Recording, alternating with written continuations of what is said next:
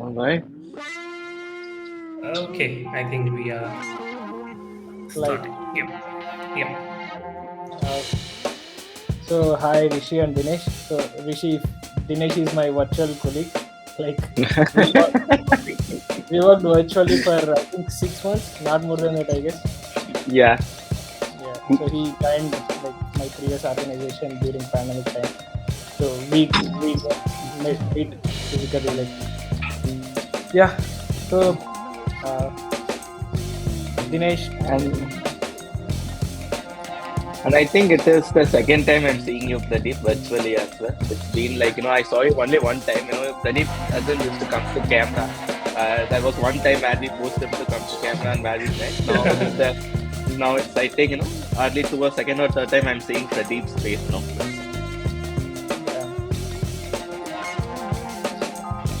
yeah, you're lucky man. You're lucky enough. Okay. So since you are the guest, so let me do the honor of introducing you. Oh, thanks, Pradeep. So, Dinesh Sundar Ganapati is an experienced software engineer in data platform, data integrations, and backend technologies with a demonstrated history of working in the information technology and services industry. He is currently working at Eightfold and has a prolific knowledge of Python, Flask, FastAPI, MySQL, Airflow, AWS, Docker, REST APIs, shell scripting, and distributed systems.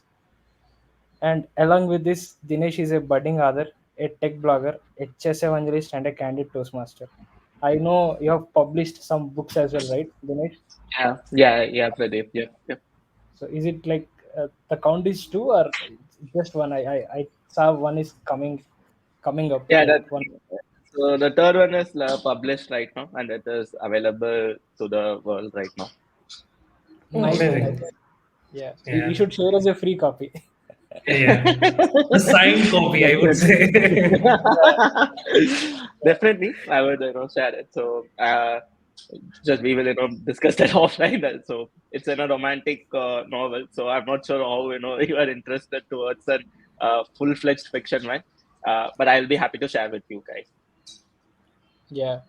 So the our channel name is Be Curious. If you are not even heard of it, so we are curious for everything. So don't Yeah. worry. Oh, Feel free to okay, send it.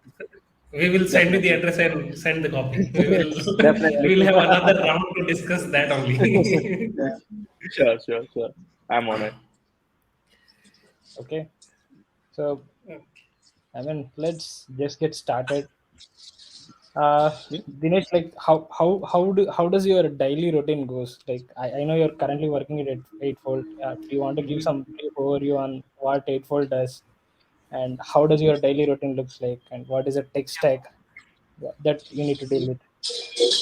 Yeah, sure. So I'll give what Eightfold does. On a brief, Eightfold is an HR tech platform. So basically, we collect ATS data and apply intelligence on this one.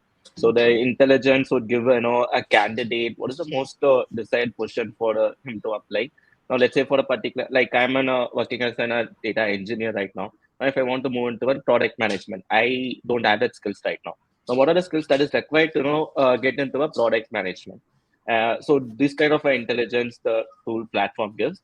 Now, from a recruiter perspective, who is the best candidate for that particular position, and what is the like? There might be some rules you might need to put on hiring. Like, you might be looking upon a diversity, or you might be looking upon a certain candidate based on a certain geographical things, and there might be n number of things for a recruiter to consider.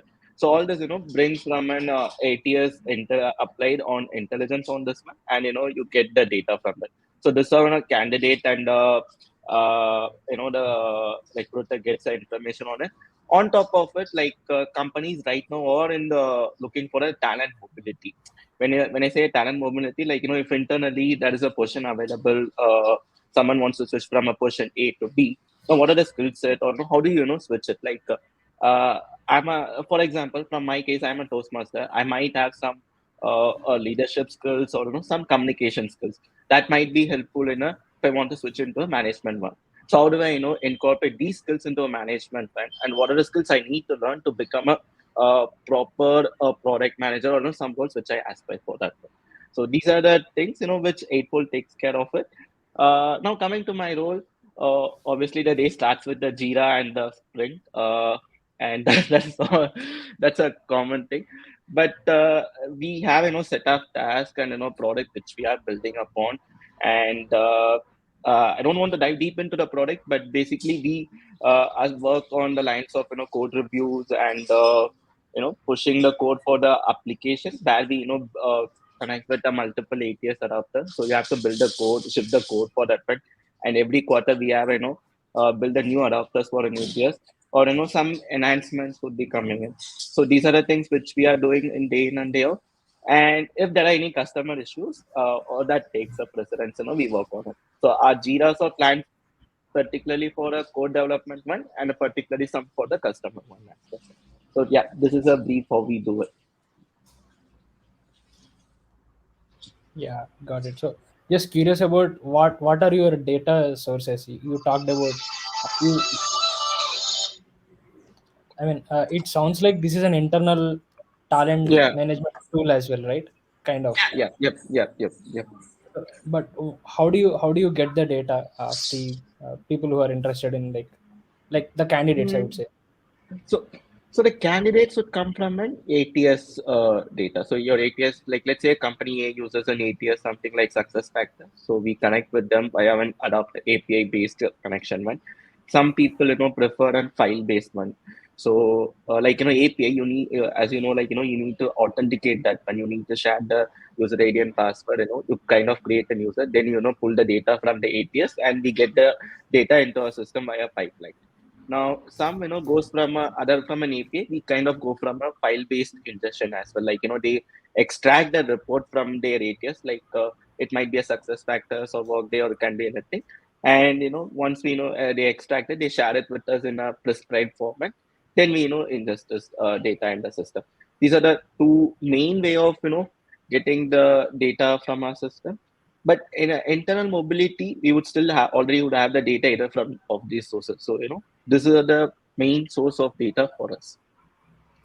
Oh, okay. So you guys kind of partner with the uh, tools like Workday, as you call Bamboo, or namely something like that. Uh, any ATS system. So let's say for a customer X, any customer would have an hiring system, which we would an application tracking system or an HRS, whatever you wanted to put it. Mhm. They would have their data config in that one. Now to integrate with us, either you can have we have an adapters which consume the data, or you will be doing by a flat file data as well. Got it. Got it. Okay.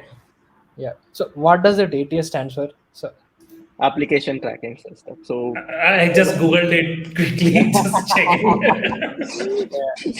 that was fun. So Yeah. whenever you apply for any company in a, let's say, a company X, you submit your resume, and right. this resume, once you submit, it gets passed, like your experiences get passed, your education gets passed, your skills get passed.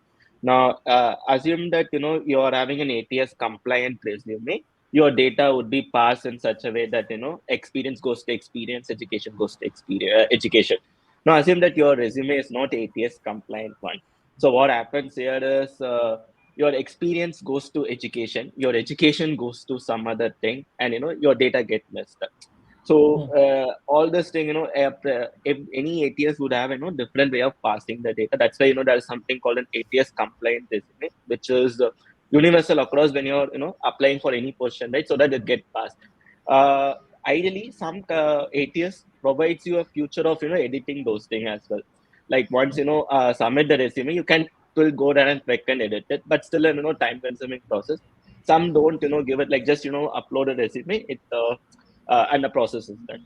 So based on the capabilities of the ATS, but ideally having an adapter uh, which works for different customers, I mean different ATS endpoints. So you need to customize it. Or something which works for success factors wouldn't work for a Workday. Something which works for Workday wouldn't work for a level.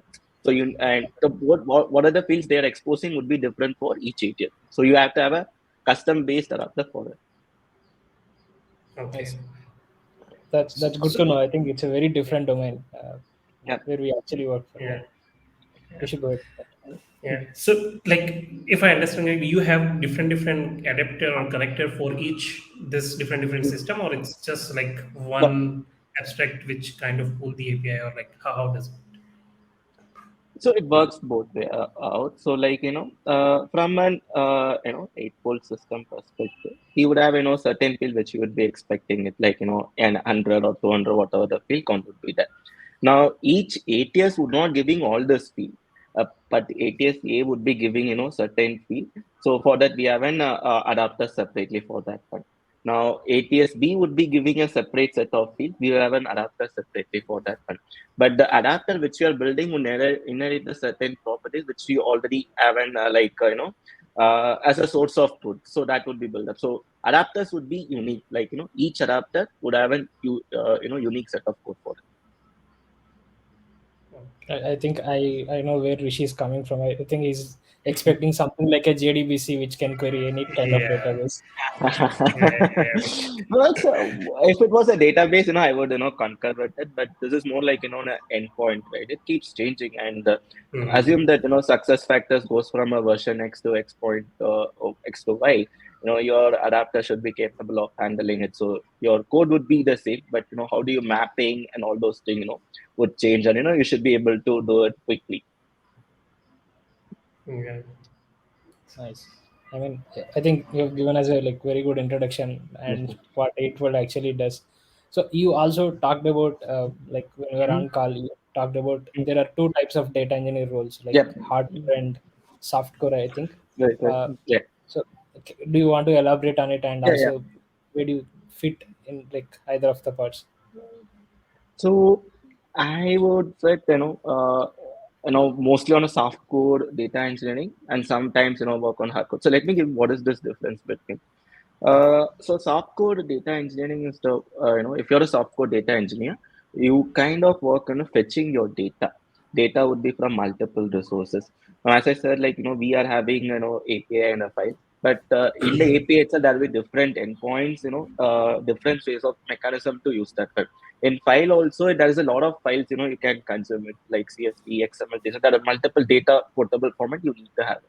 Now, to validate it and get into the system is one part. There is no pipeline is built as of now. Just you're getting the data from one system A to your system, and then once you're done it as a first time, you won't obviously do it for all the time as a manual. You have to build a pipeline. So first you get the connections and establish whether it is working. Then set up an automated pipeline for this one. Now, yeah, there is no the concept of an very hi-fi, tech is coming over. It's a Python, you write the call, the API, you write the code, everything is there. There is no high-end big data is coming over here, like Spark or you would be using Airflow for scheduling purpose, but other than Airflow, there's nothing in a high-tech concept is over here. This is somewhere your soft code data engineering would fit in, and you would also validate the data, ensure there is no issues, there is no crap data coming into the system over here. This is where you show ensure that data is something that is good for processing. Now, what the hardcore data engineer does is they process it and get into the system where it would be consumable for like there is certain part where you'll be using an analytics thing. Like a certain part of your data would be used in analytics one. Certain part of your data would be used for a reporting purpose. Certain part of your data would be used for code, ML or AI algorithm would be applied upon it. Now these are three different things. Now in an ideal scenario, these three different things would need a three different way of handling the data, three different way of consuming the data as well. Now here is what your code the Spark or any big data tech stack like Hadoop, how to segregate the data and make it consumable for the internal people, or or if you're exposing to some other customer or someone, that is where your this process would come in. And here is where you ensure that data is integrable as well. Once the you get the data, you need to ensure the data is accessible across multiple formats. Now, let's say for a reporting, uh, for example, if the customer wants a report in a particular format like CSV or an XML one, your data should be handled in a faster manner. You can't say to a customer like you ask for a CSV format, let's wait for 30 minutes. That wouldn't work over here. They would highly process the data and make sure that it is handled in a more efficient manner. So that is where hardcore data engineering comes. But what I said is a very minimal for a hardcore one, because I'm mostly from a softcore. But hardcore, they kind of deal with more of an internals of the data engineering side, like Spark is one. But if you see, they also directly consume. If you are consuming a real time data, then that is no the softcore engineering would be there, because the real time data you have to consume it at the second, process it. So something like if they would be directly working with a Kafka thingy as well, or something like Apache Druid also they would be working in. When you have real time data, there is only one people set of data engine. There is only hardcore engineering. But if it is not a very real time one, where you need to have a time to process it, validate it, create a pipeline, then only your softcore data engineering would be there. Oh, great. Okay. So I mean, if I can generalize it, maybe as in terms of ETL, so softcore can only do the extract part, like, and the transform and the remaining Extra. load part be done by the hardcore DE. Is it something like that? But I understand real-time data is anyways fetched by hardcore directly. But Fetch code, real time would be always fetched by the hard code, but see, it depends on the company to company as well. So ETL can be still done by the soft code data engineering. You don't still need the Spark or any data to be there, and they would have already process set up. But just you need to, see, soft code data engineering also still use the Spark, but it's just a function. They don't go there write the actual transformation or actions for that, but they just need to call the functions, which will be doing the same thing. But in hood, how the transformation or how the actions have been there in context, that would come under the hardcore data engineering. But it differs on the company to company how they handle validate this stuff. And people from the softcore data engineering would have more of an backend stuff, like building up an API or web framework, something like that. And people from a hardcore data engineer would their more focuses on the data, how to ensure that data is available at any given instance of a time in a most efficient manner. got it. So it's Yeah. something like basic functionality can be done by any softcore DE, and if Yeah. it comes to advanced, it will be handled by D, Yep. like hardcore. Yeah. And just quick question. So this hardcore and softcore DE, like, is this something industry specific? Like, is that's how the segregation is, or like, is It's it? not. Oh, you won't get that industries. This is colloquial, in the data engineering one. Like, if you go to any organization, they won't, term something as a soft code or hard code. But how it Okay. would be like, you would be, coming under a data software engineering data platform team. So there they would be working on a code, building up the frameworks to get the data, extract the data, pull the data, validate it, process it. Now and then there would be something like code data engineering team, which will be working on the Spark, managing and manipulating the data over there. Uh, Ideally, 90% of the time, this would be the destination. Data platform software engineer, you would have something like a backend, a front end, DevOps. That is something like a data platform would be there. And there is something like a data engineer, in SRE, and DevOps engineer as well, which should be separate for this one.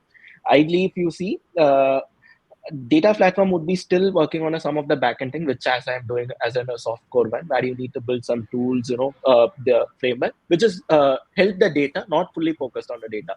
Data engineering something, their prime focus is on the data. Now, let's say to pull the data from the API, we would have worked upon the authentication, frameworks and the code, get the data from there. Now we worry about the data here as well, to ensure that data is correct and everything. But the efficiency is taken care by the data engineering, the core data engineering team. I see. Yeah.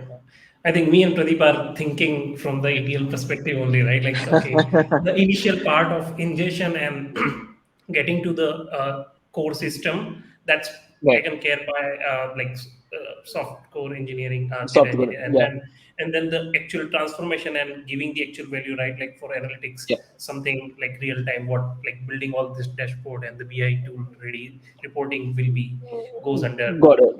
Yeah. And see, it's a very minimal difference as well. So when I Hmm. was working with McAfee time, right? So I turned myself as back end engineer, like work upon building upon the frameworks, web development that one. And I was handling the data as well. Basically, what I was doing is extracting a data from multiple resources, and giving it to the research folks. They were doing some analysis on this. No, ideally, I was actually a software data engineer during that time as well.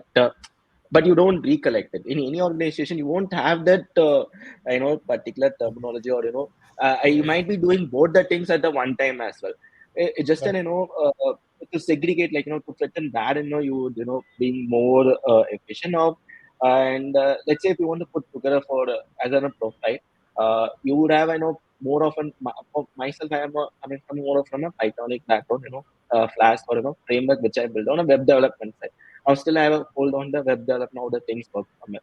Or if you ask me from a data perspective, I still have the whole, but not as good as any data engineer would have it, because that's on a domain specific would be there. But you won't see the Hmm. difference until Hmm. someone says, like as a data engineer you should be working on Spark. No, why are you working on a backend? So that's when it's hard, like, oh, you're actually a backend engineer, or a software data engineer, not an actual data engineer. I wanted to ask this, right? Like, how did you end up being a data engineer? So, like, how Uh, initially you mentioned, right? Like, so something in mm, the backend engineering. So, yeah, maybe you can give a little bit of how did yeah. you end up here? So I didn't even start as a backend engineer. So I started as a systems engineer in my tenure I started with Accenture as a systems engineer. And so there was one project where the web development was came in. So I didn't know anything about the web development. So when the word web development came, that was 2015, that the craze was high for the web development. So I just directly jumped into it, wrote some messy code, refactored it, did something, but learned something how the frameworks, or at least how the web works. What is the web works in the backend? Then I had an opportunity to move into McAfee as an tools engineer for a ransomware team. So basically, when the ransomware was at peak, they were actually testing some tools and helping them to, so that the impact of the ransomware is minimal. So that's how got into the McAfee. And the team which I was working on, was building multiple tool set of tools to help them to make their work easier, basically make the researcher work pretty easy. That was my job over there. And that time only, we were working on the core backend engineering. There was a couple of members in my team who were already working on that one. And somehow I got a chance to get into a KubeCon, which happened in Infosys Bangalore campus. So I was not. That was the first time was hearing again a luxury term, like which I heard of web development. No, it was a Kubernetes one. So with no idea what was a Kubernetes, what it was does. So we just randomly went for a t-shirt. To be honest, like that's why we went for that conference. So uh, we went to that conference, and it was that's for the first time happening in India. KubeCon, CloudCon used to happen only in US and UK. It doesn't happen in India, and this is not actually not a proper CloudCon event. I mean. Not a proper event which used to happen in US or UK, but it's a small subset that was happening. and and we went for as I said, we went for a t-shirt, and we attended some keynotes and all those things. There was one of the session which was interesting because it didn't cover any of the DevOps concept or the Kubernetes one. So the session was itself from how to change career from web development to a data engineering one, or the DevOps engineering one. So I think it was Karthik Gaikwad, who orchestrated the session. And I don't remember he was the person, but he was the one orchestrated, and we got to meet them in person. And there were a couple of other folks, how they shifted the careers from you know like for me at least, I'm in the same technological background. I heard some people moving from an art profession to a proper DevOps engineer or a proper Kubernetes engineer. So that kind of got into me, like it is doable, but there are a lot of things to learn. So then I started, attending multiple, meetups which used to happen. And there are a lot of videos out there. Like, if you just go ahead and type, a couple of folks, you would get a very good lessons and how the things work under the hood. Now that's how I started getting into the line, and then things happen. Now I'm moved into from a DevOps data side to at least I would say in a software data engineering now, still in the transition. But once you attend a lot of conferences, right, you'll get to know like what is the transition looks like. Not everyone would have started as a DevOps or data engineer. Like if you see from an DevOps engineering perspective, you don't get those knowledge in the college. Nobody teaches you what is a Docker or a Kubernetes, how the any of these things works. But it's something DevOps engineer itself you need to get by experience. That's how people used to say. Like DevOps engineer starts with a minimum of 3 years, an entry level position itself. So you get by this experience, and those conferences helped me. And luckily, that one conference which I went for T-shirt, turned into multiple conferences, and I'm still attending a lot of them, and it's kind of quite helpful for me. Interesting. I would say quite interesting. Yeah. Yeah. And moreover, these conferences, right? You feel the whole part is networking is that you learn all those things, and obviously you get the T-shirt. All those things happen, but people how they once you listen to their experience, right? Like you'll get to understand how you can formulate your career. Basically, whatever the learnings you get over there, how you can incorporate in your career or incorporate your learning in that in for yourself would be the ultimate end of it. Yeah, I mean, I think that's very interesting journey, Dinesh. I would say. So Yeah. I heard this sometime back. Like, one lifetime is not enough to learn from your own mistakes. So you have to learn from others. Yeah. So kind of resonates what you say. It It's may Yeah. not actually be, but journeys as well something where we can learn from. and see in the conference, right? There will be a lot of talks, a lot of keynotes would happen, and at least one of the talk, one session, people would be talking about the how they messed up the system, how the system went messed up, and what they do, what they did to bring it back up. In the real world, if I go and miss a system, that is like that's a war room scenario for me, which I don't want to do it. But you can actually learn from their experience, and they kind of have already done a postmortem for it, like what was that, what happened, what was the steps taken to mitigate it, by how they can avoid those things in future. One talk you would find in any conference, at minimum one talk, you would find they will be dissecting this problem, and it might that would be pretty helpful. And even if irrespective of your domain which you're in, irrespective of the field which you're in, that would be helpful.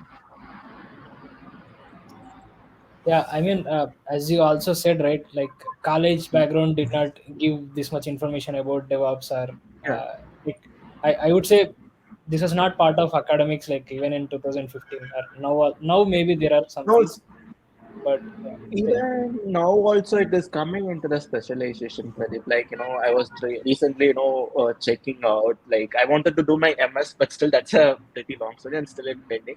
But when I checked up for a specialization in DevOps or Kubernetes, you don't have it. Like normally you are getting something for machine learning or AI background. Now here in the machine learning and the AI background, so if you look at the course syllabus, right, it will be morely covering on the algorithmic perspective, not the real world perspective. Like how an Bayesian theory evolved, how an particular algorithm was designed. Now you know all this thing, but when in the real world you need to apply this one, and you need to ensure that you shouldn't apply for a wrong problem. You need to know when should you apply, when you shouldn't. So that comes by practice and and real world scenario. Those things you have to take a look into that one. Yeah. Okay. So after the call, we might ask you to list off the conference which you are attending, so we can see you there, and we will also get some T-shirt. See, uh, I'll tell you one thing, the conferences are actually available in plenty, and there's Yeah. information is available across the internet. Like, you just go there and you can get this one. Yeah. The problem is, what I felt was, when initially when my at least 2 or 3 conferences, I felt like, why we should go, when all this information are available in YouTube or something. And second thought was like, I'm still would be considered more of a backend guy. Now, why would I, go and attend a data engineering or cloud or DevOps kind of a conference? What it has in store for me, and moreover, like when you're going for a conference, right? You need to have that mindset to learn. Now, all this thing, I was initially had the skepticism of like why would I go and spend a 1 day or 2 day, like it would happen on a weekends or some Friday where it's not your zone of going there, attending a conference that you could have do other n number of things as well. But after a couple of conferences meet, right? Now I got some friends over the LinkedIn, and some of them are very good friends of mine. Now I can chat with them, discuss if there is any issues in the prod for some core Spark thing, right? I may not be aware, I might be doing some Stack Overflow something. And like my next thing would be checking with them as well, because they are the pioneers in that one. Now I'm good at Python. So some people reach out to me on the Python. I'm not a great, but some people reach out to me like for a resource or something on those things. They reach out to me, and I reach out to some folks on the other learning parts. So it's actually a two-way street. You give and take it. Mhm. Those things, the community is good for any particular tech stack. You take it to Kubernetes, Python, Gopher, any other thing. These are things which I attend. So I'm saying from this AWS or Azure, you get a lot of people who are ready to help for you. Like you won't believe that if you post a question in any of these community, there are separate Slack channels also available. You post a question, within 5 minutes your thing would be answered.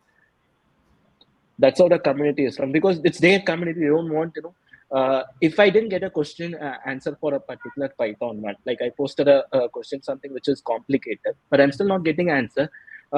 It means that they feel that that question is something is not they are not able to answer, or it becomes difficult for them, everyone has it, so they don't let that to happen. You get the answer, or someone points out to the resource, someone, you get the documentation to go through at least. It's not void anytime. You'll get the answer. That is the most important thing. And you can't learn everything, right? Ultimately, you have a limited time. You can't learn everything as well. So getting someone just nitpicking their knowledge and using it, it would be great. That's it. Yeah, True. I think that's the Yeah. advantage of larger communities and also the open source technologies. Yeah, So yeah, if yeah. not open source, the knowledge will be very much limited. And, as you said, Yeah, totally. And even if you want to start, I would say conference is a very huge, time-consuming task. You really need to have that interest in you, and you need to spend 2 whole days, devoid of other things just to focus on the tech stack and something. But there are smaller meetups, community meetings used to happen. Like that is something for Python. We have a Bagpipers which used to happen, server conf which used to happen in Bangalore. These are since I'm from Bangalore, I'm saying all this thing, and that Mhm. is those Gophers, Drupal, what is it? WordPress, Drupal. There are specific meetups which used to happen over the weekend. Now this would be a 2 to 3 hours only. So if you really like the 2 to 3 hours of particular tech stack, then you can explore more on that. Right? And this would be very limited. The time would be very limited, so you'll also be able to spend some time over the weekend, not affecting your regular activity, just a 2 to 3 hours outside of your zone. So that if you're interested, then you can pursue on the conference side as well, based on the interest on the tech stack. Yeah. nice. Definitely. I think one of the biggest advantages is what you mentioned, right? The networking, the Mm. you get to hang out with the right mindset people, right? Yeah, Likely minded. So yeah, and that give you the confidence in, as you mentioned, right? You able to see what they are doing, and that kind of inspires you and give you the boost, right? Like you can also do it, right? Like so definitely. there is, I think, more than learning this stuff, like as you said, right? It's there over the Mm. internet. It's the other part which give uh, we can leverage from all this meetup. Yeah. And yeah. And also one more thing, all those community meetups or conferences, you can you have the ability to ask stupid questions. Now, when I mean like you, so everyone would have that question. Uh, But people would be afraid to ask, or voice it out loud. So ideally, what I used to do then initially, like I used to ask someone, an SME or expert who gave the talk, like I just go there, behind the scenes and ask him, like I didn't understand why did he use this when, why importing this all this kind of stuff.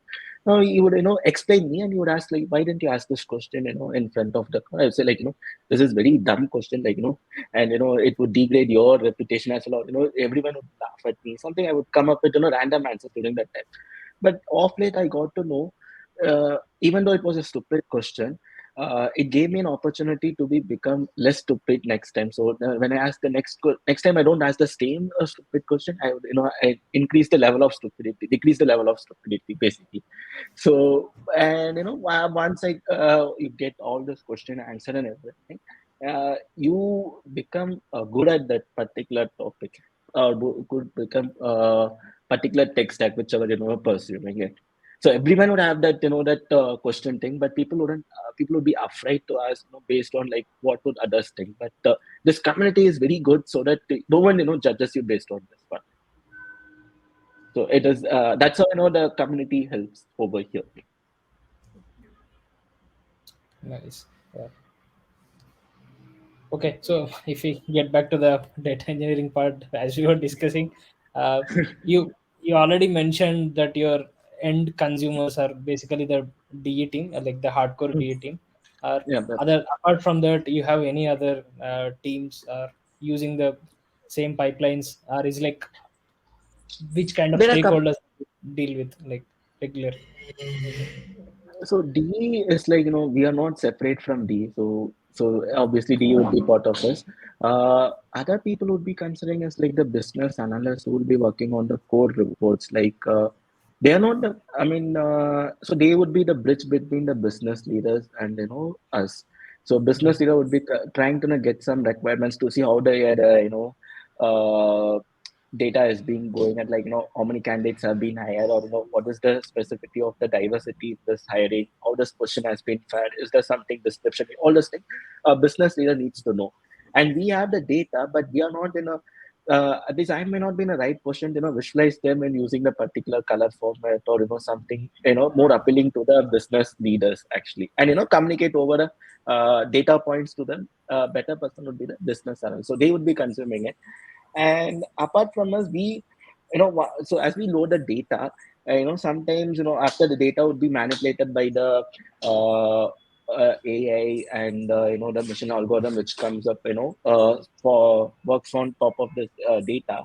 Once that is done, you need to some fetch this report on a periodic basis and send it back to the customer as well on a recurring basis. The one pipeline is you're getting the data from the customer. Other pipeline, you need to send this report to the customer as well. And those report are not data which has been manipulated and di- played and dissected for the use cases. Now those reporters also need to create another pipeline to the customer, which is a separate one. And these are something on day-to-day basis we use it, but from a company use case it would differ. Now people would be using it all across the board, or people would be using only the D team would be using it, and the D2 team would be handling all the use cases as well. So how the it based on the structure it would be differing. I think. Okay. Just to follow up on that, right? Like, so how much time you spend on building this new pipeline versus like fixing the issue, like with the existing pipeline? Like, if you have to segregate that, well, is it like too much time you spend on these pipelines are breaking or something like going on in the maintenance of existing pipeline, or it's always you are mostly working on the new pipeline or the new use cases coming from the business leaders? So ideally, we try to reuse the existing pipelines, because building a pipeline is at least a bit of a headache, in the sense, like you need to consider multiple factors, and there are multiple variables coming into the picture. One, so from a connection perspective, it is a different story, because that you need to build for each customer. But the data source, the how it has been handled, you don't need to always build a new pipeline. Building a pipeline and managing is difficult. Managing a pipeline is difficult. Building a pipeline is difficult. You don't want to repeat the process again. If you can reuse it, you already reuse it. Uh, So the maintaining from your, per se, it breaks when there is a corrupt in the data. Your pipeline won't breaks. Only reason is like most 90% of the time it breaks because of there is a data issue, or data mangling issues having happened. Mhm. Uh, the very the less amount of time where you get a network or connectivity issues, and those things can be fixed, because like if there's a connectivity failure, you would be able to debug it and connect and fix. Now if it is a data issue, it becomes a headache, because you'll be consuming data from a multiple sources. Now you need to ensure which data is having that issue, and if you found that data is having an issue, I mean, it's not something you can't write over the data. You need to fix that at the source. Now these are Mhm. things which you need to consider when managing a pipeline. Now this applies for building a pipeline as well. Now building a pipeline would have two more resources, like you need to establish a new connection. You need to take over all those networking headaches as well. But we kind of tried, as I said, we're trying to using a pipeline which already existed for a similar cost would be more apt, until and unless you see really a requirement where you can't use the existing pipeline or the existing Mhm. thing. You will be creating a pipeline. Okay. So I see like the data drift or any data change is more dangerous, or like that is Yeah, make more trouble for data engineering, right? Like, yeah. You see, mhm. you don't know. I'll give you an ideal scenario. This is something which I recently learned from a conference as well. See, your business depends on your sales data. Okay, like let's say a business, looking at the sales data, like a product is being sold, XYZ cities. Now, business want to increase the production capacity based on the sales data, and if a city X does well and Y and Z doesn't do well, they'll be focusing on the Y and Z, how to increase the sales in those cities. This is a very ideal and a typical business scenario. Now, assume that you're actually for some data issue, X is actually producing more sales, but you're reporting as a less sales one. Y and Z is producing actually more sales, but it has been showcased with a less data. This is a If you're what your business would do is they would try to increase the production, or they would try to fix that issue. A small data issue would be a disaster thing for your business. Now you need to fix it from. They won't understand, like data pipeline or a data lineage, any of the data issue which you communicate to the business. It won't be in the form of technical terms. So you say, like Mhm. data issues, that is something going on. We need to fix the source. That would be the minimum technical thing you can give to them. You can't say, like hey, that is a Spark is down. AWS is not working. The region has been cut over for some time.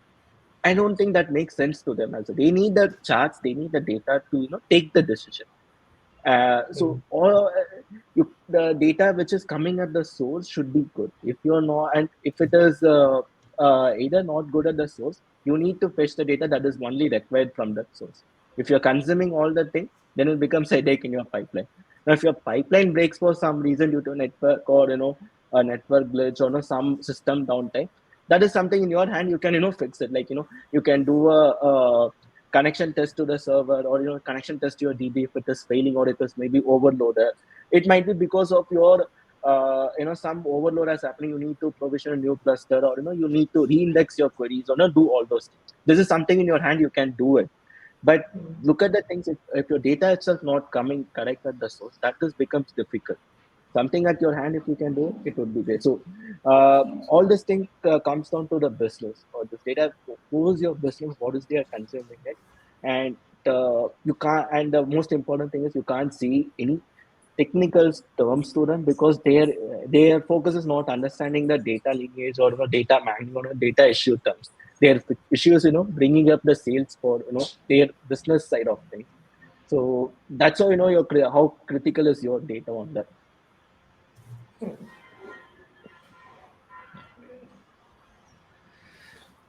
So I have one question on it. Like, how do you catch these issues? Like, you said you are using Airflow, but if there is Hmm. any, like, let's say there is some data drop, or as you Hmm. said, some data mismatch or something is happening, Mhm. like data Mhm. is not in the expected way. So how do you catch Mhm. these issues? Are you are using any tools, or you have some validation tests that you run after each pipeline?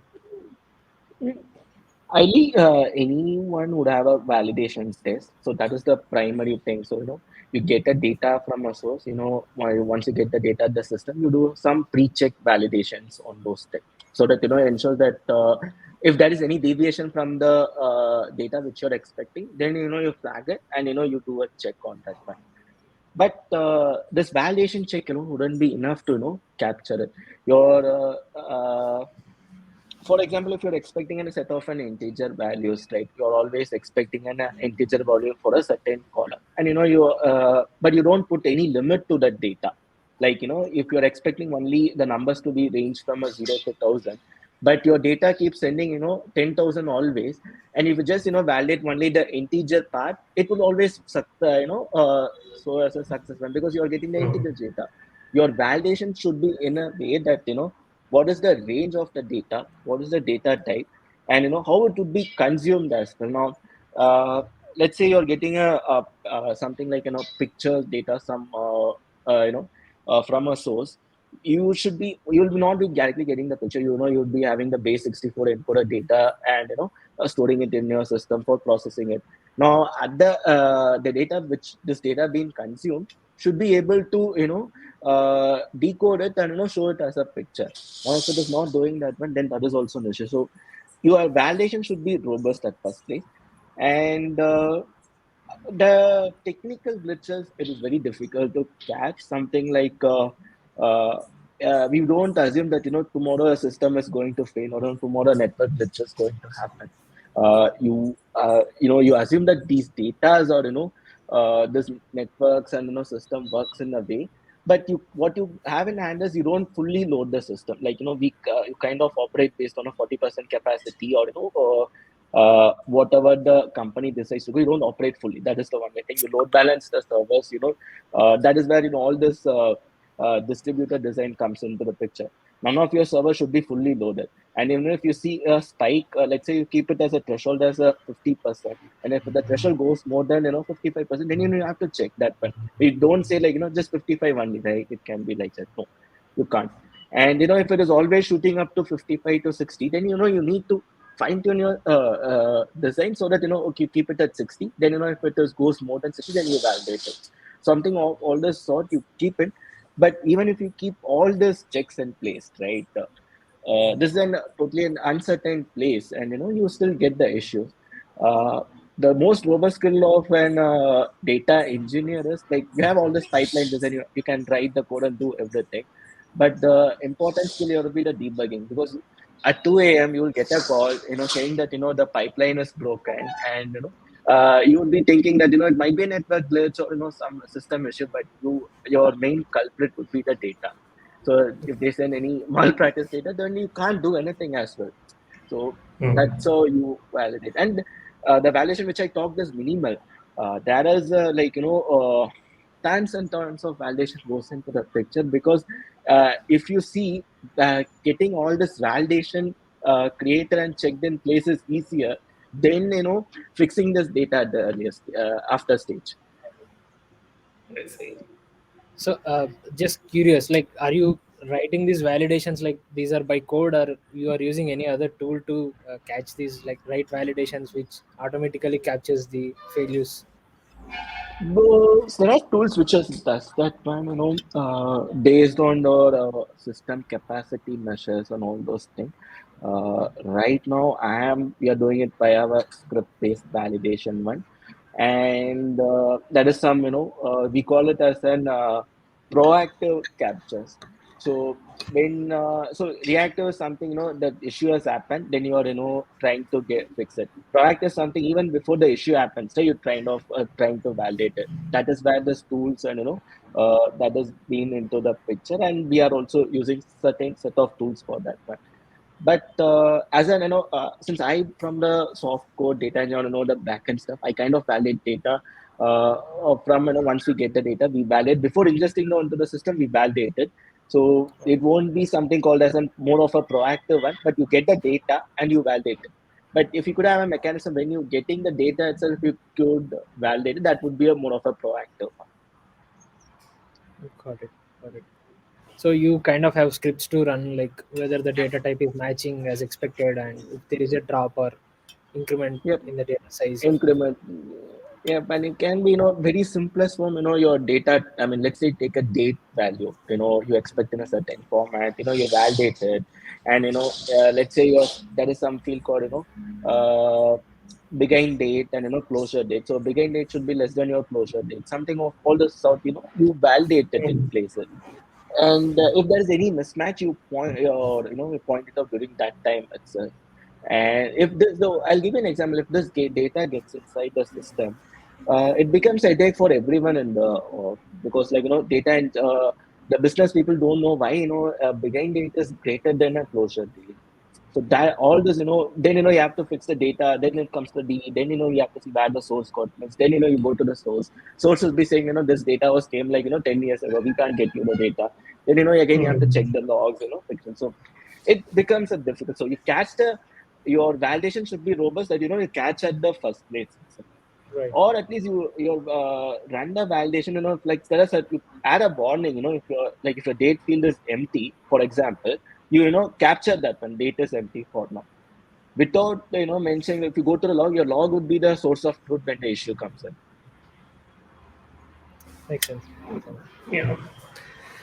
So just a question, right? Like, did you explore any in your organization any ETL tools, since there are plenty of in the market, and like any solution for the ETL solution which you explored, or So as I said, so the hardcore folks are already doing that one, and that is not in my scope as well. But mostly what I do it in a way is more of an framework building, backend engineering, and getting the data from a system to system API, all those things.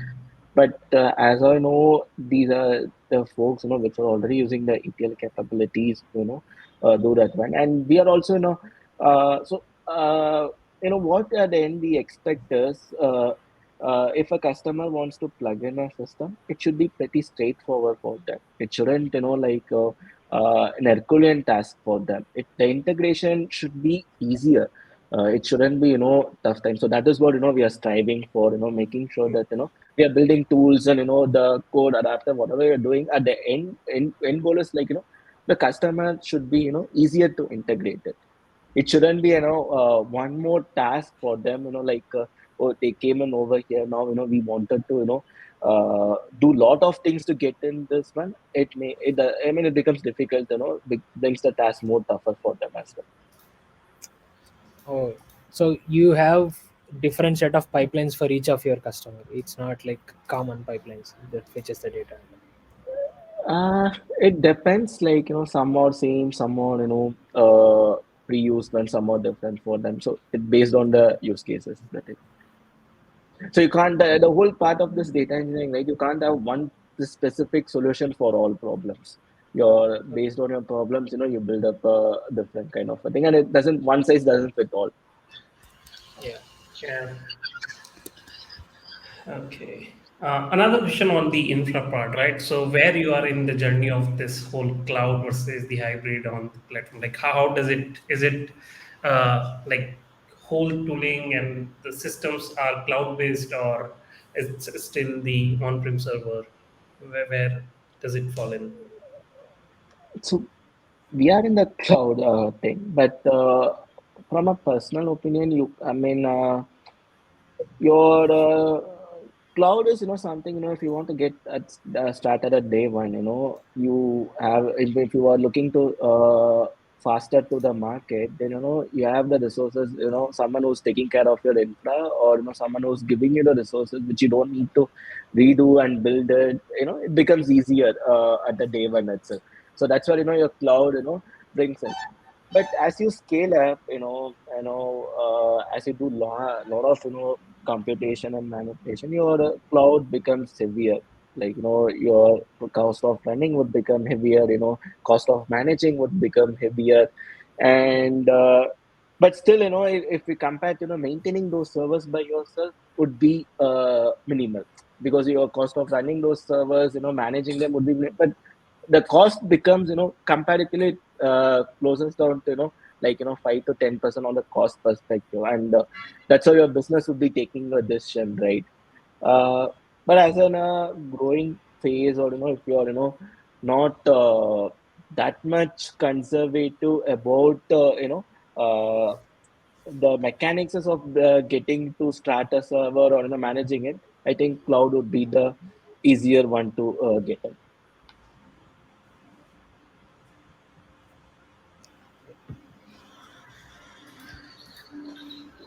Okay.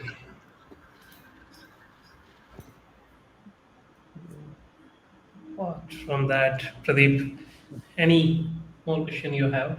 Like, Yeah, I mean, do you want to share any interesting hacks that you have done in recent times?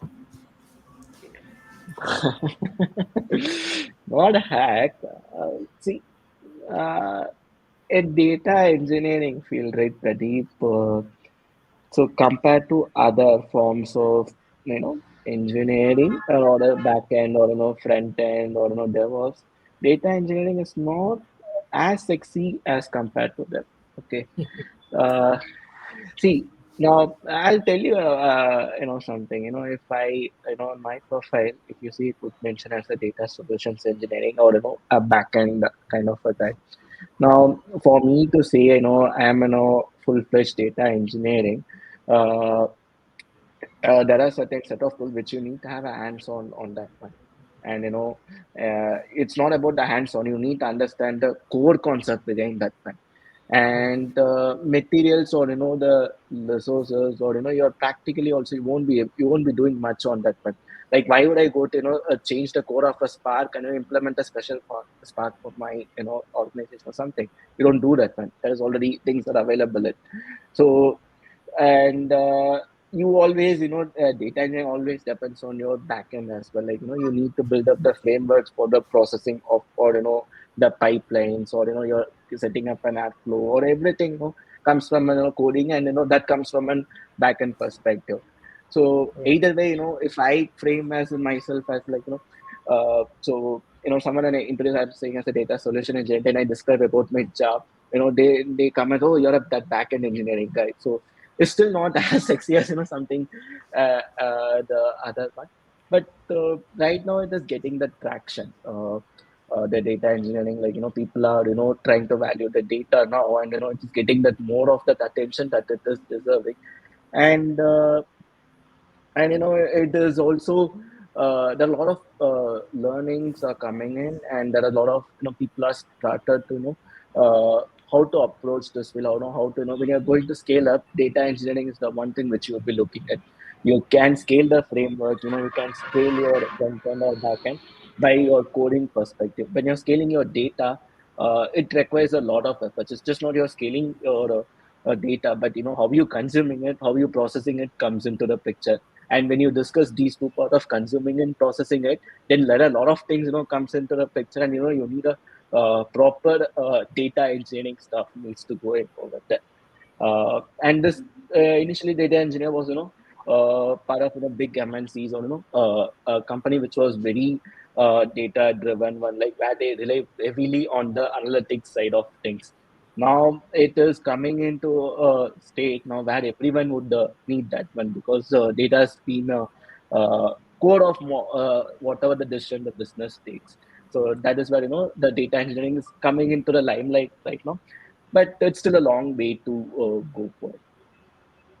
Yeah. So I was not really expecting any hi-fi hacks that we can do, but something like a bandit solution, or let's say you're, as you said, you're getting up a call at 2 a.m. and you have to work on it. Maybe that's happening recurring, like every now and then, and So you try to. whenever there is a data issue, right, you check the Yeah. source.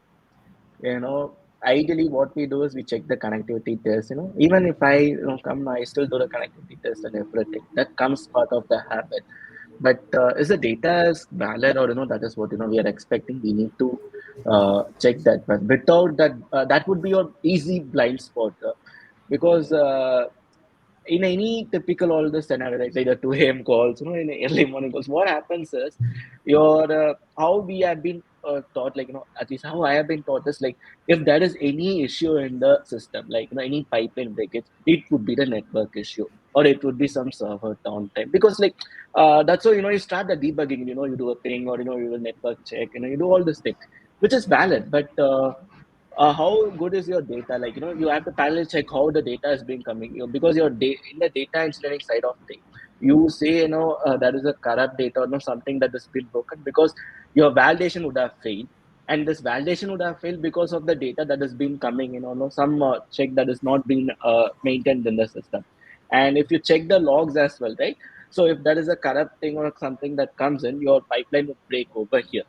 So when a pipeline breaks, your mentality should be, looking at all forms of side. It's not only on the networking or the system side. Yeah. So if you have to define, like, what are the core skill would be required for data engineer, and if someone trying to pursue this, right, like want to get into this role, what he should know or what skill he should be harnessing in that process? So right now, from a programming language perspective, Python has been used a lot. Python or Java, or Scala for that matter. So that has been used a lot. So you need to be good at this programming, one of those programming language perspective. Then you need to have a good debugging skills from a networking or systems perspective. Mainly, so the debugging, I say, like, you need to get to the core of the issue. Looking at the logs, what is happening, and to dissect. Because your logs will be huge over here. You need to dissect. Whichever the uncluttered part over here. So that is one thing. From other than a big data perspective, depends on what you would be using it. Like right now, the Spark has been in the limelight. It has been the more sexy of all the Hadoop or the big one. But somewhere, after some time, Spark would go down. There would be one more tech stack would be coming in. But your core should be your Hadoop. You have to know how an Hadoop and HDFS, MapReduce works, because everything is going to be, the next tech stack that is going to be coming in would be built on top of this one only. So there is no one is going to say, I'm going to replace, Hadoop and do it something. But it may be done, but it might take years to do that one. So your core concept should be this one. And whatever the tech stack, like, Spark is doing good. So you can, pick up Spark as of now, and, understand how the system, how the RDD works, and how the internals of the Spark job works, and all those things. And any of the orchestration tool, I mean, from the data orchestration, you can use a Kubernetes or Docker, but that's how understand how internally the distributor system works, and from an scheduling perspective, Airflow is kind of in the more on the limelight. But again, this would change. Like today, Airflow and Spark are in the limelight. Tomorrow, something is going to come in. But your core concept of how the scheduling, how the HDFS work would be more important. Right. Yeah, right. I think tooling is just one thing, right? Like tools will Yeah. come and go. Like so, Yeah. you need to know the core things, and then Yeah, we will build exactly. on top of that. Yeah. Yep, yep. And should have a good system design knowledge as well, because ideally you're dealing with the systems over here. I feel like you have to be good backend engineer. Like you need to understand the systems, like how they talk to each other and everything. Like that. That is Yeah, the core foundation, and then everything what we are talking, it's just on top of it. So that's if right. that foundation is not correct, it's you're always going to struggle. So Exactly. yeah. And that is the core reason why I'm still being called as a backend engineer, not as a data engineer. Yeah, but backend, when you say backend engineer, it's like a big umbrella. It covers Yeah, it's so many things. everything. You can put Yeah, everything within that umbrella, right? yeah, So yeah, yeah. it's good. Yeah. So even if you want to a data engineer come backend engineer, so it's simply just what you need to do is software engineer data platform. So you come under the umbrella of data engineering and the backend one. That's true. Got it. Okay. And so one more interesting question. So Mhm. how I think you partially answered of it, but How do you learn anything new, right? Like, let's say maybe you have to learn Airflow for that matter, right? Using Mm-hmm. their operator and whatnot. Like, what is your process looks like for learning that? See, the learning, something you need to have the necessity to learn something. Now, it might be your curiosity or it might be your requirement. You should have that, first thing. Just because, if it is something hot or, something that is, you see everywhere, you can't learn that one. You should have either the curiosity or, you should have either the requirement over here. Now, once you have any of this one, uh, you need to formulate a plan for it. I started with Airflow with a zero knowledge. I didn't even know that Airflow is something, it's a technology or, things. I was, considered that was a fancy word unless, I got, into that tech stack. So you need the so once getting into an Airflow is basically a scheduling framework. There's nothing more to it. It's just a scheduling framework that is doing in a form of your DAGs and all those kind of things. But it basically underlying it's a scheduling framework. Nothing more, nothing less. Now, so to understand Airflow, you need to understand a scheduling framework how it does work. Now, if you see the very old technology that was used as a scheduling framework was a cron. So we used to run cron jobs where you it's not as sexy as Airflow one, but you need to configure the timing, zones, and then you run on that one. Now, to understand that's how scheduling works. And Airflow, uses top of some of the technology like DAGs and operators to enhance that one. So to understand all this thing comes from I think what you need to know. So once I need to work on Airflow. Why Airflow? Because it's a scheduling framework, that works on. Or I can't directly learn Airflow. So what I need to do, I learn something on the scheduling. One. What does it work? How does it work? What are the timestamps? On how do you schedule a job? Run all those things. Now I come to Airflow. Airflow becomes easier because Airflow is just you have everything, the code, and the documentation is pretty good, and there are a lot of communities for that. Right? So the learning Airflow becomes more easier for me on getting your doubts clear would be more easier. And all this thing you need to practice. And it's not only learning doesn't work. You can learn Airflow from any course online or know something that is available up over there. But you need to practice it. Without practice, it would be difficult for you to get under the hood of it. You can say like, I would configure a DAX, this would be the UI, I'll be Mhm. doing it, I'll be running the server, all those things. That's still not, it's in the paper when it's still not in the practical sense. So to get into the practical, you need to know how to schedule jobs and do those things as well. True. Yeah, but I think one of the struggle with that, right? You mentioned that there are two things. One is the curiosity, one is the requirement. So when there Yeah. is a requirement, it's more easy, right? Like because you have something to accomplish, right? So you learn Mhm. something, you put into the practice. But uh, many folks, right, who wanted to learn to just to because of the curiosity, they go through the course, they learn like whatever the Mhm. community articles, video, whatever the Mhm. format they learn, but the problem is that how to implement like they don't found that whatever learn and then that do you find that problem or do you think Yep. uh, yeah and So how yours is a pretty interesting question, Rishi, because you learn something, but you don't have a platform to practice it. practice yeah That has become difficult, right? I would have a paper knowledge of Airflow, but how do I say to someone like I worked on Airflow, yeah say to them like, hey, I know this concept of Airflow, how it is being implemented. yeah Uh, so that as of now, like since the tech is evolving right now, I have seen couple of websites or portal where you can actually do a real world mitigation of an data engineer or a DevOps engineer. There are platforms which are doing it, and you have a real world projects as well. Now to get into the real world simulation of certain portal like I think Cody Cloud gives you the environment of a DevOps engineer. So if you don't work on a Kubernetes or Docker, yeah this is the first time you're getting into that one. So they have Cody Cloud engineer where they do those things for a DevOps perspective. Similarly for data engineering, you have all things, but you need to pay some bucks for that one. But instead of if you're starting as a fresher or someone who's very new into this field, a better way of starting is to create a project. Like it might be a very simple one. In a Spark, let's say you learn the core concept of a Spark, but what you can do is you can do a word count project.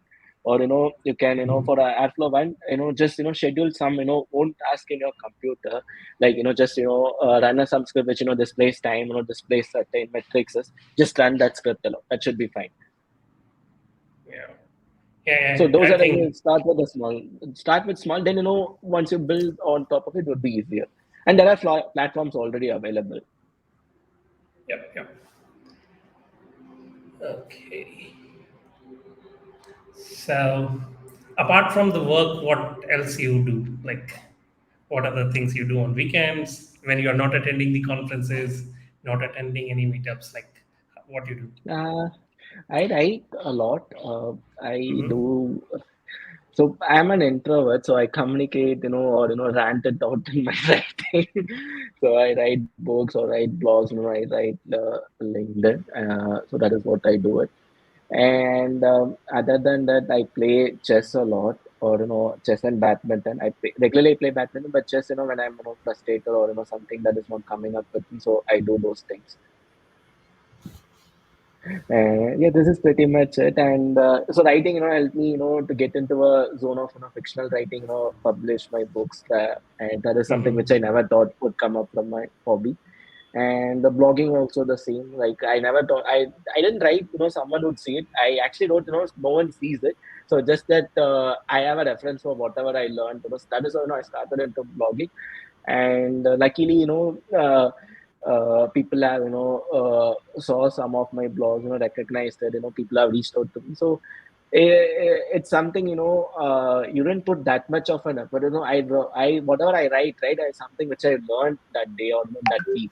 It's not something, I created it. So that's how it came. And it feels good to know that people learn something out of your blog. And it actually improvises your learning as well. And one of the important things which I learned from the conference is, like, if you could explain a concept to a 5-year kid, then you are able to master. You're a master in that concept. So, and it is always difficult to explain something to a 5-year-old kid. Yeah, true, true. Yeah, like if you could explain it, which means you really know it, right? Like if you can explain it Yeah, simply, if that signifies that you know that stuff well. got it. Yeah, yeah, yeah. Yeah. Okay. Yep. Pradeep, feel free to show your face. We cannot see you. And I'm not sure which kind of part of the world I am in. So I do not have electricity at the moment. And yeah, Oh, so, okay. so I can just start and hear. So you're in Bangalore, Pradeep? No, right now I'm at my hometown. Mm-hmm. Yeah, which is in Telangana. Oh, okay, okay. Okay. So before we wrap up, any end note, Pradeep, Dinesh, you want to go for it? Uh, this is not, I wouldn't say, a note or something from my end, but I learned Like in a you, hard you, way. you can maybe share your experience. Did you enjoy the conversation, or I don't Yeah, know, maybe anything? Uh, I or mean, any typically, feedback for us, anything like that. I really, love the conversation. Anytime in for a tech conversation, that's how, you improve your learning, right? When I got to your question, I was thinking, like, how would I answer it? How would I make it, very simple? Like, I mean, answering in a complex term, it's pretty easier. Like, you can say, like, I've used Kafka Sync, or, I've used the Zookeeper and all those things. But, in terms of, making it simpler, because you'll get into those technologies when you're in a the portion of engineering, but making it simpler is always which I used to strive for. And uh, and which I learned in a hard way is, like, you can put in all those glossy terms, make things more intimidating. You can put all this data engineering stuff, like, when you say someone a data engineer, they would say, like, Hadoop, Spark, Airflow, big Droid, Kafka. When you hear all these words, it actually kind of baffles you. But data engineering is very simple one. It's just, you're manipulating the data, as simple as that. It's just way of manipulating the first, way of processing the first, way of consuming the first. But in the end of the day, you're manipulating the data. There are some tools which are going to assist you. Today it is Spark, tomorrow it can be anything. but just the tools come and things, but the concept is going to be the same. And that's where it comes to the point you need to uh, understand the basics, and and keep learning. And your what you think as a basic now, 3 years after, you still need to relearn that one, unlearn something, and then learn it. So those are the things which help me, and I learned in a hard way. Uh, but something which we can all work upon it. Learning and unlearning is both are equally important. Yep. I think very well said. Like I think one of the big tasks is how to unlearn. That is also a big skill, right? Yeah. You need to be harness that unlearn and The, then harder, relearn. Yeah. hardest part is like when you're doing unlearning, you need to keep your ego away as well. Yeah. So I've Yeah. been working in 7 years in Python, but sometimes when someone says about Python, right, I kind of rash out sometimes. But now I stopped it because it's just a technology. I don't need to get attached to it, and whatever they say, you need to think from a perspective of unlearning it, try to learn it, and try to get just out of it. Yep. Pradeep, anything before we wrap up? No, man, I think I'm good, but yeah, thanks Dinesh for taking time to join us Yeah. and spend time with Hey, us. anytime. Yeah. All right. Best of luck to you guys. This is a good initiative, and anytime I'll be happy to help on this one. Yeah, definitely. Definitely. And we are still looking forward to your book. Sure, sure. Definitely. All right. Okay.